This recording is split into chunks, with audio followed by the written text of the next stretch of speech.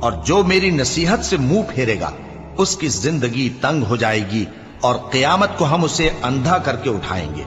وہ کہے گا کہ میرے پروردگار، تو نے مجھے اندھا کر کے کیوں اٹھایا؟ میں تو دیکھتا بھالتا تھا۔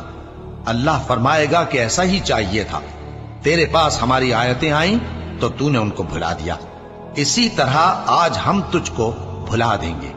اور جو شخص حد سے نکل جائے اور اپنے پروردگار کی آیتوں پر ایمان نہ لائے، ہم اس کو ایسا ہی بدلہ دیتے ہیں، اور آخرت کا عذاب بہت سخت اور ہمیشہ باقی رہنے والا ہے۔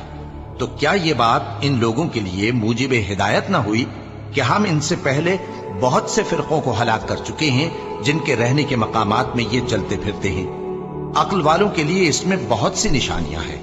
اور اگر ایک بار تمہارے پروردگار کی طرف سے پہلے صادر اور جزائے اعمال کے لیے ایک میعاد مقرر نہ ہو چکی ہوتی تو نزول عذاب لازم ہو جاتا۔